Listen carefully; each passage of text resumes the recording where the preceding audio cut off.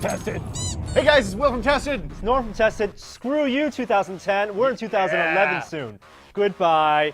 Thanks for all the apps. Oh, apps. Hey, it's Apps of the Year time. Of the year. What have we liked best through all 2010 on the app front? My iPad can only hold 10 apps. Which should they be? These. Wow, you have the crappiest. Are you sure that's not an e-pad? These.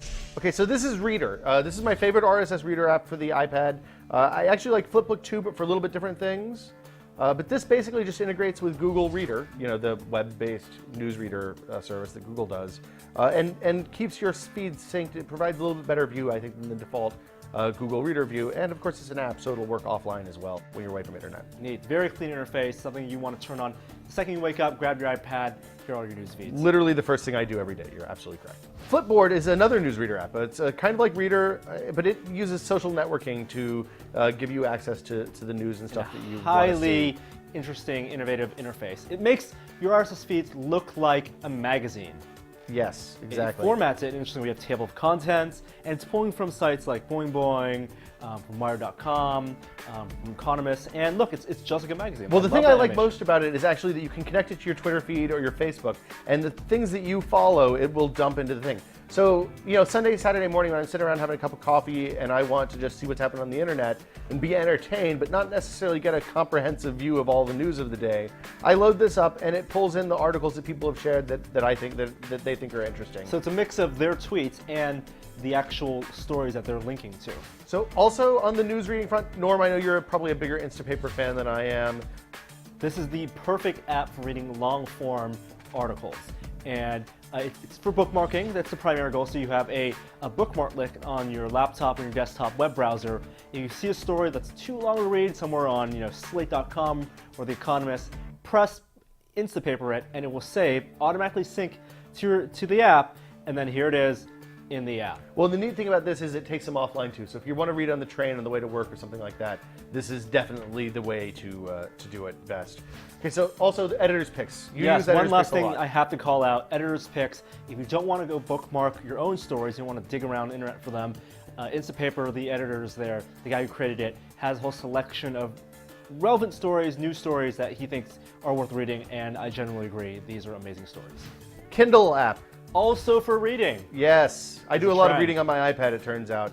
But basically, the Kindle is the iPad version of the Kindle hardware device. And the Kindle store is our preferred ebook store, just because the Kindle app is just on every single platform. It's everywhere. It's everywhere, yeah. It's even coming to Windows Right now, Mobile. we're using it on iPad, but it's on iPhone, and it's on Android. It's pretty much everywhere, and of course, it's on the Kindle. Don't buy your books on iBooks if you can buy it on Kindle. Well, or if you want to be able to take them to other devices. I mean, iBooks are clearly going to always be on iOS. This is for everything. It's awesome. There's all sorts of configuration options. You can adjust backlight, darkness, all that. It's fantastic. Lots of books available. Kindle, it's free. Oh, I didn't talk about how it syncs your location across platforms. Okay. Best thing about the Kindle, oh, this is convenient.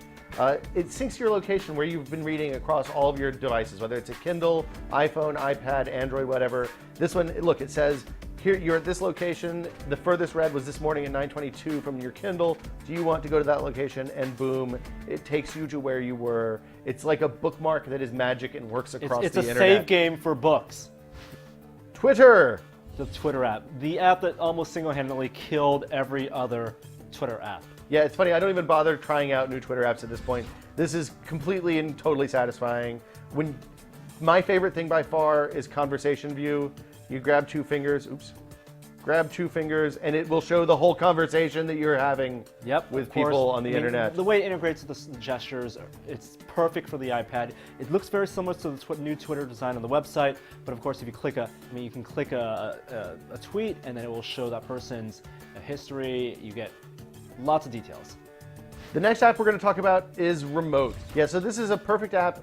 Really, the biggest use you're going to have with this is if you actually have your MacBook or an Apple TV or something connected to your stereo. But this gives you a window into the content on your other libraries, and then lets you play that content pretty much anywhere you want. Yeah, you can create playlists.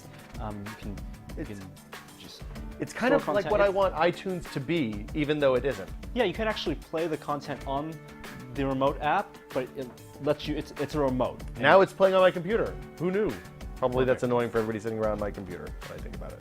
Netflix. Man, this is like the most essential app for the iPad. You think so? I think it's the one that everyone wants to see. When the iPad first came out, Oh. it was like magic.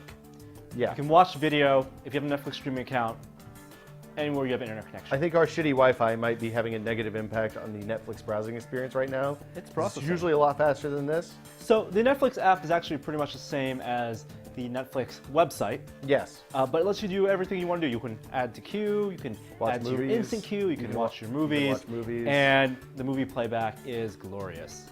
Yeah, it's very happy making. It's not high def or 10. It's not 720p or anything like that, but it looks great. When you're stuck in a hotel room someplace, you have some Wi-Fi, you want to watch a movie featuring Jennifer Aniston and Gerard Butler, it's there, right there, waiting for you. That's right. We're watching The Bounty Hunter, people. Stand back. Ratio. Ratio is a iPhone app. It's not even an iPad app, but it's based on the Michael Ruhlman book Ratio, which is all about the ratios used in cooking. We talked about it a few weeks ago. I use this all the time to give me bases for recipes. And the thing that's awesome about it is, of course, that you can change units and measure, as you're going, rather than get the ratios right as you're cooking, basically. If you have 10 pounds of flour, you need 96 ounces of water in order to make bread, and 3.2 ounces of salt, and almost 1 ounce of dry yeast. There's a ton of ratios in here for all sorts of different stuff, stocks, sauces. Basically, if you want to know how to make chocolate sauce, bam, right there. You need chocolate and cream. If you want to know how to make caramel sauce, who doesn't? Do you know how to make caramel sauce, I Martin Chen? hate caramel. What? Caramel even. What? Why do you hate caramel? As much as I hate nougat, Nougat, you mean? but it's European. This is Air Video. It Air is Video. Air Video. It's a fantastic app. Basically, what it lets you do is stream your entire movie collection, either inside your house or even across the internet. That's right. So you have media files on your home computer or home server, and you run this little client, a Exactly. server client, and then you run the app, and using the app, you can access all your videos. Voila!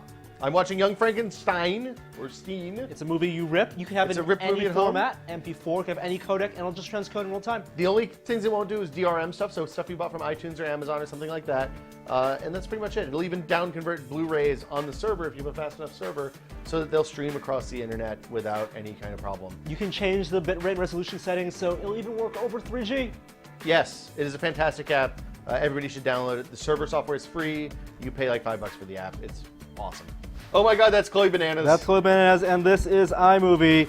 Hey, we did a video with this. We did do a video about this. should look I at believe that. I won a competition. Yes. iMovie, it's an Apple-made app, and probably one of the most powerful apps on the iPhone. It's a crazy, like non-linear video editing on the iPhone is a bananas thing. I can't believe that exists as a thing. And I mean, it's obviously not as powerful as iMovie on macOS, but it's content creation, real content creation on a mobile phone. And the fact that I could create a 2-minute movie that delighted hundreds of people, thousands of people, amazing. Hey, but my frozen yogurt tasted better than your dog video. I don't know about that, Chloe. It's awfully tasty. She smells like dog. Oh, and yes, you won that round, Chan. Okay, those were our 10 favorite apps of the year, 2010. Well, it's a personal What's favorite. your personal favorite, Norm? It's gotta be Twitter. It's Bam, like the Twitter. website, except better. You use slides. Pull the refresh. I love it. Just pull the refresh. I like the two finger nonstop. where you pull down to show the conversation refresh. view. That's fantastic. Slide. I also really like Kindle. Slide. It's my personal favorite, probably. Since you picked Twitter, I shouldn't have let you go first. We'll be back next week with Games of the Year. Oh, games. iOS mostly, but some Android too 10 edition. more. Yeah. See you guys next week.